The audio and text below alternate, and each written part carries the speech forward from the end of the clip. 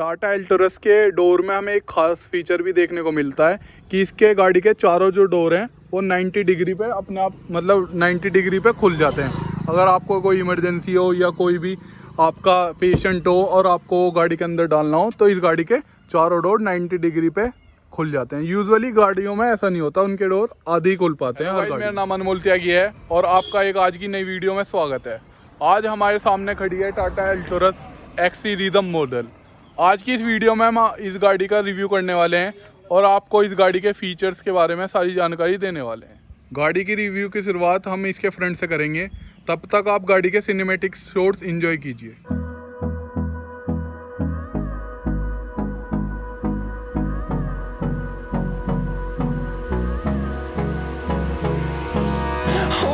Close till I get up.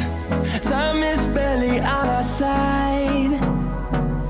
I don't wanna waste what's left. The storms we chase are leading us, and love is all we... दोस्तों, हम गाड़ी के review की शुरुआत चाबी से करते हैं। इस गाड़ी में इस टाइप की एक हमें फ्लिप की देखने को मिल जाती है जिसमें हमें 3 बटन दिए गए हैं, लॉक, अनलॉक, और अगर हम इस बटन को एक बार प्रेस करेंगे तो गाड़ी के एक हेडलैम्प जल जाएंगे और बंद करने पे बंद हो जाएंगे। शुरुआत हम गाड़ी की लाइट से करते हैं। दोस्तों, इस मॉडल में हमें सिंपल लाइट दी गई है, कोई प्रोजेक्टर या LED बल्ब इसमें नहीं दिया गया है। नॉर्मल हेलोजन बल्ब हमें इस गाड़ी में देखने को मिल जाता है। ठीक उसी के नीचे हमें फॉग लैम्प का स्पेस दिया गया है जो इस मॉडल में कंपनी की तरफ से अवेलेबल नहीं है, आफ्टर मार्केट हम उसे लगवा सकते हैं। अगर मैं सेंटर की बात करूं तो सेंटर में हमें एक टाटा का लोगो दिया गया है और पियानो ब्लैक फिनिशिंग में हमें यहाँ एक लाइन दी गई है जो हेडलाइट से लेके बोनेट तक अटैच है। ठीक उसी के नीचे हमें क्रोम की एक लाइन दी गई है जो हेडलाइट से लेके बोनेट तक अटैच है। उसके ठीक नीचे हमें नंबर प्लेट की जगह दी गई है और उसी के ठीक नीचे हमें ब्लैक कलर की स्किड प्लेट देखने को गाड़ी में मिल जाती है। अगर मैं बात गाड़ी के टायर प्रोफाइल की करूं तो इस गाड़ी में हमें 814 बाई 65 का टायर साइज देखने को मिल जाता है।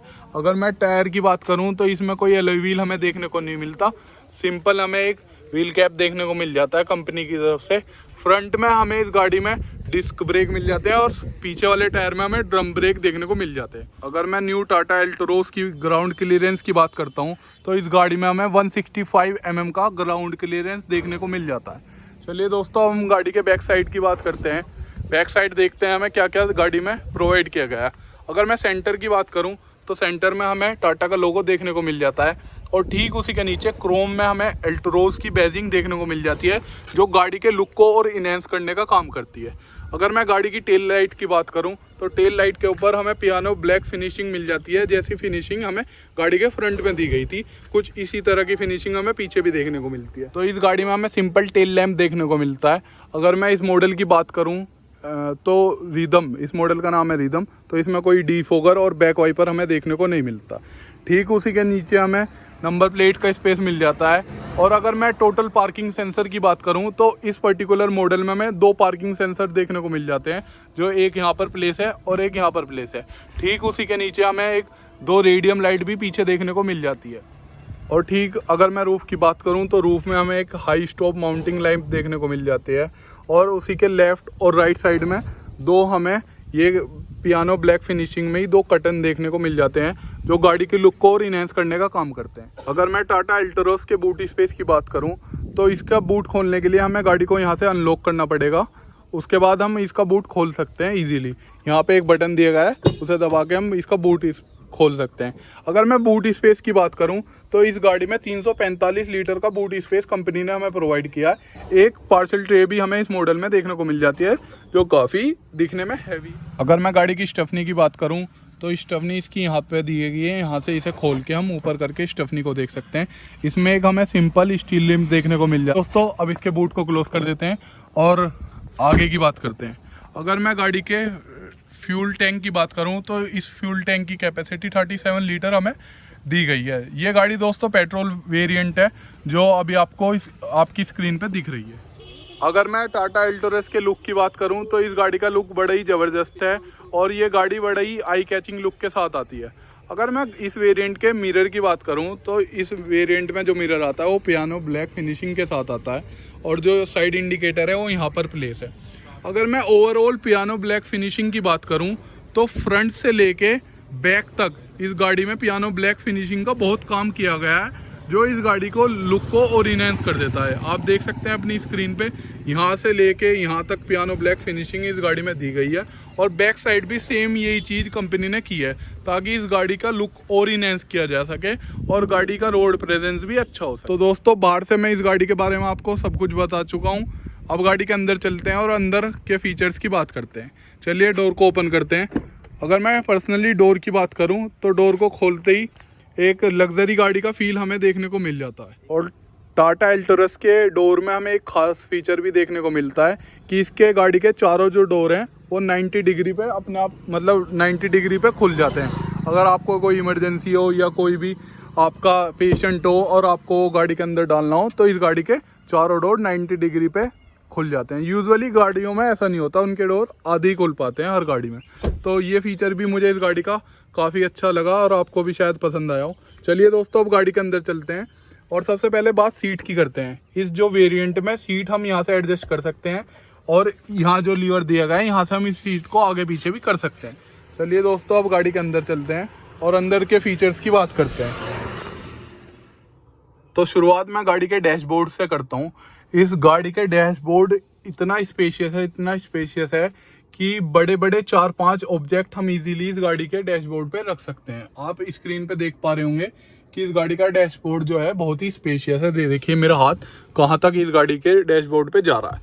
ठीक उसी के नीचे अगर मैं आऊँ तो यहाँ पे हमें एक एसी वेंट प्रोवाइड किया गया है, जो एक पियानो ब्लैक फिनिशिंग के साथ आता है। एसी वेंट के नीचे हमें कोई यहाँ पर बटन देखने को नहीं मिलता, क्योंकि ये बेस से ऊपर वाला मॉडल है।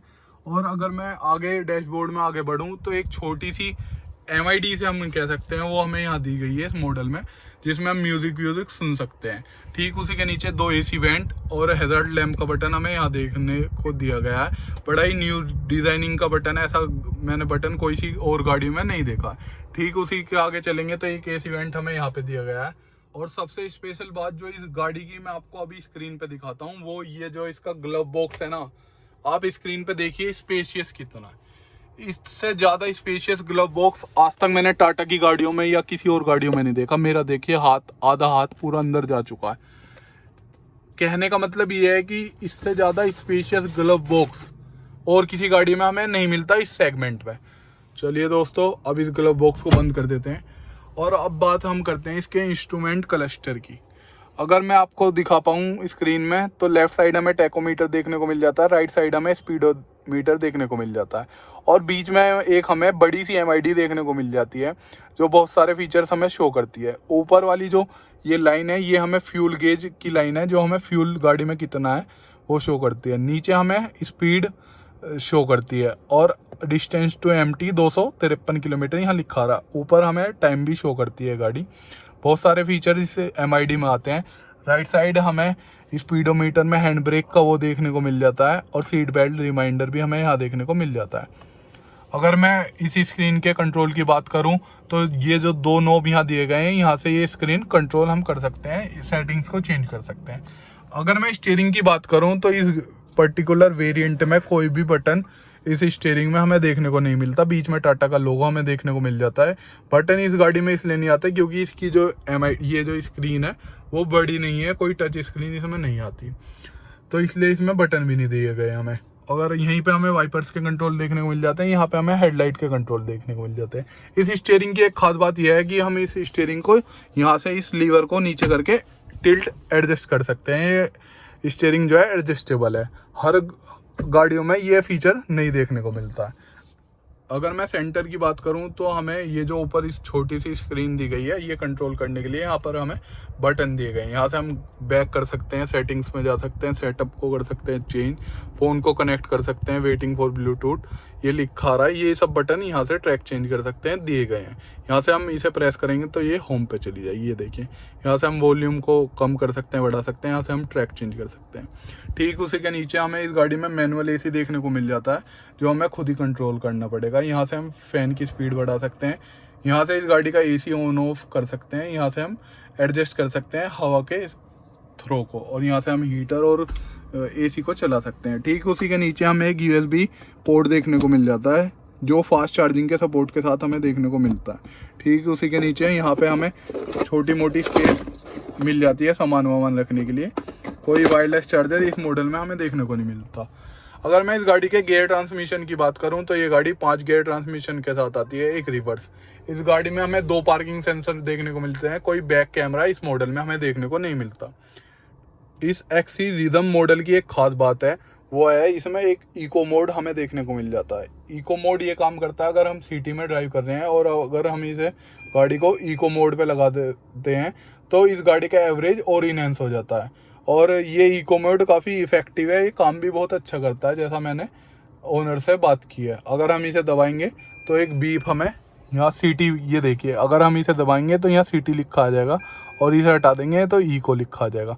तो इस गाड़ी में इको मोड भी हमारी कन्वीनियंट के अकॉर्डिंग दिया गया है। हम इसे इको मोड पे भी चला सकते हैं और सिटी मोड पे भी चला सकते हैं। 2 मोड इस गाड़ी में हमें देखने को मिल जाते हैं, पर बटन एक ही दिया गया है दोनों का। यहीं से हमें सिटी मोड लगाना है, यहीं से हमें इको मोड लगाना है। ठीक उसी के नीचे हमें यहाँ कोई कप होल्डर देखने को नहीं मिलता, पर छोटा मोटा स्पेस यहाँ देखने को मिल जाता है।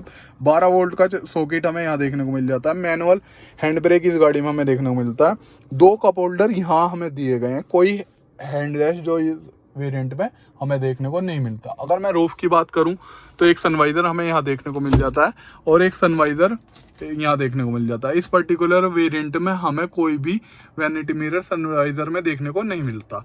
अगर मैं मिरर की बात करूं तो एक नॉर्मल बैक साइड मिरर हमें देखने को मिल जाता है। अगर मैं एयर बैग की बात करूं, सेफ्टी की बात करूं तो इस पर्टिकुलर वेरिएंट में हमें 2 एयर बैग देखने को मिल जाता है, जो एक यहाँ सिचुएटेड है और एक यहाँ पर सिचुएटेड है।